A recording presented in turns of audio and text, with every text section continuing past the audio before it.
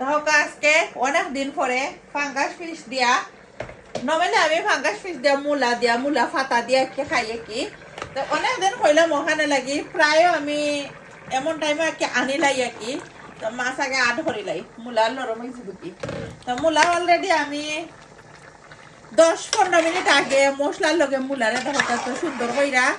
মশলার লগে মূলারে হিজানি লাগে মূলা আগে হিজাই আমি সবসময় ফাতা লগে দিলে ফাতা গলি যায় তো আমার কাছে যে বালা লাগে ফাতায় খচখচে করে ওখানে আমি আধ ধরি দিব ফাতার মাছ আঁকি আমি সবসময় মাছের লগে মূলা ফাতা আধ ধরি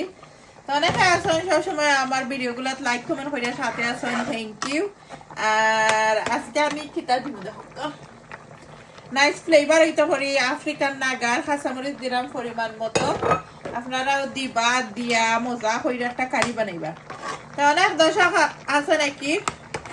ও নাগা জানে দেখালে আল্লাহ ও তো নাগা তো গফা খাইয়া মরতাই নাগা জাস্ট একটা ফ্লেভার দেয়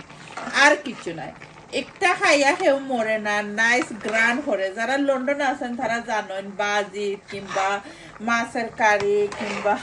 মাংসের কারি দিলে নাইস একটা ফ্লেভার হয় জাস্ট আর কিছু তো